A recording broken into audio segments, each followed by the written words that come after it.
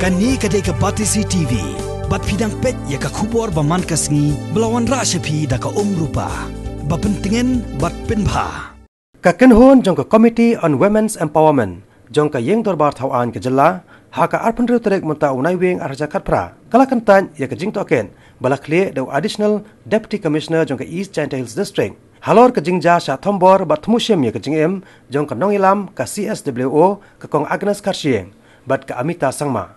Kani ka Jingkentat jong ka committee ya ka kaipot token da Additional DC ka East Jingshah District, uba SS Imle. Kalong hadian baka komiti kala khot hajar yau Deputy Commissioner uba FM Dom bat yau Superintendent of Police uba S Nong Tenger bat penpau ya jing bamhon satya halor kani ka Jingtohkit ka chairperson jong ka Committee on Women's Empowerment ka Dr. M Ampurin Lingdo ha ka jingkran bagi nong pasai kubor kalai tho baka komiti kala dawa na sarkar baka dai bantong ban da ka Jingtohkit ka Laitluid hadian baka ni ka komiti kala kantan ya ka Jingtohkit ka balakle da Additional Deputy Commissioner jong ka East Council District halor kani ka Jingshah ka Dr. Michelle Ampurin Lingdo kalai thoru baka ni ka komiti ka sngokhya hado kata-kata ya ka jingbam yo kem ki pulen ka East Jingshah District ya ki breu ki kti ban Thombor ka kong Agnes karsieng bat ya ka Amita sangma ka balaja ha ka pratarek menta unai weng arjakat pra ha ka snong tuber so shre.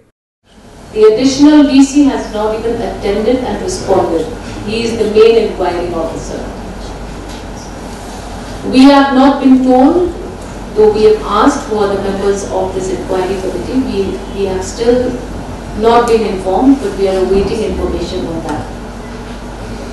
The third thing that really troubles us as a committee is the fact that the district administration had initially only suggested a compensation of rupees 12,700 per victim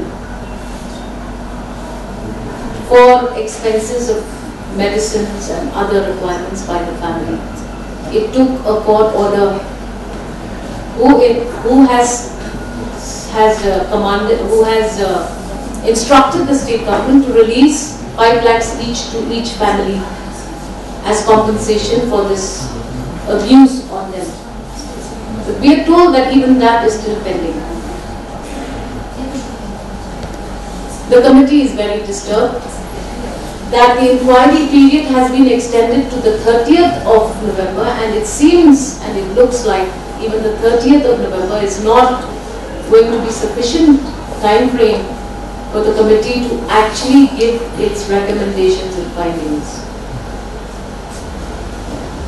It is very unfortunate that we are a state that respect women, but women are given least importance, because even the SP of the district made a comment saying that there is shortage of manpower to be engaged on a manhunt and an inquiry as important as this. These are a few observations that we have made. And we as a committee feel that we need to take advantage of the fact that tomorrow is an assembly session or one-day session in the state legislative assembly. We would like to appraise the speaker and all members of the house as to the lapses that we have observed as a committee. And we need to solicit everybody's support in the 60-member house so that we get a consensus from the well of the house as to what we need to do to send a strong message to criminals who want to not only disturb the peace of the state but also to attack women in such a cowardly act.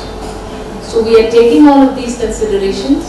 Our committee will be meeting again after we briefing, and we hope that we will be able to meet with the speaker, and we will be able to find a small space as to be able to place a report of some sort on all of these lapses that we have observed. Otherwise, we will never be able to get justice to this injustice done on these two women. We found that the inquiry has been very slow. Inquiry has been instituted, giving 15 days time. But that 15 days time also is about to be over in a day or two.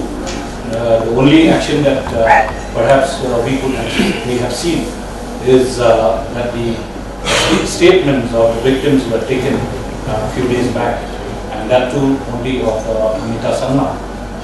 We were slightly surprised by the manner that the inquiry officer had issued a notice to Agnes when everybody knows that Agnes is in the ICU and is not in a position to speak.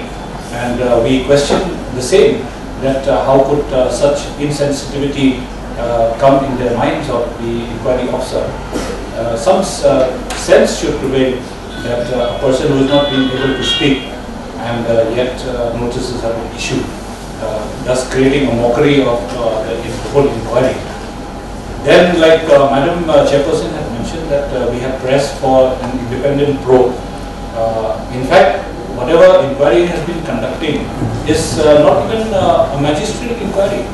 We were expecting that the DC had instituted a magisterial inquiry, and he says no, he did not find it required or necessity to conduct a magistrate inquiry. Meaning this whole inquiry is just a normal inquiry into the incident. Now, there you could understand the seriousness of the government in taking up this matter and taking up this case. Had we not, had this committee not called the district administration today, many of us would have been still in the dark as to what actually is really happening with the case.